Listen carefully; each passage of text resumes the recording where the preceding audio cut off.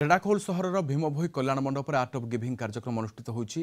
Kit किस प्रतिष्ठाता doctor Achyut सामंत महत्व चिंताधारा को धन्यवाद देइछन्ति बुद्धिजीवी समाजसेवी एवं सामाजिक एवं एही अवसर में बहु संख्यार बुद्धिजीवी समाजसेवी आदि जोग देइथिले।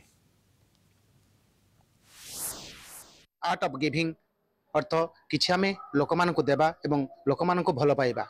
तेणुकरी डॉक्टर अच्युत सामंत एही वार्ता निश्चित भाव में आमे सारा विश्व रे पहुंचेबा।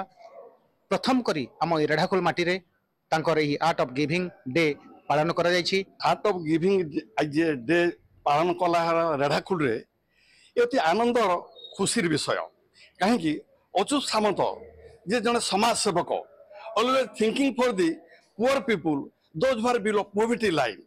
तेणु विश्व भातृभाव सृष्टि करवा गिव एंड टेक जो भातृभावटा सृष्टि करा जन करिसंती सेही जिनसटा आज आम रेढ़ाखोल रे जो पालन करा जायछि ए होछि हमर रेढ़ाखोल पई हम युवा समाज पई एक परम सौभाग्य।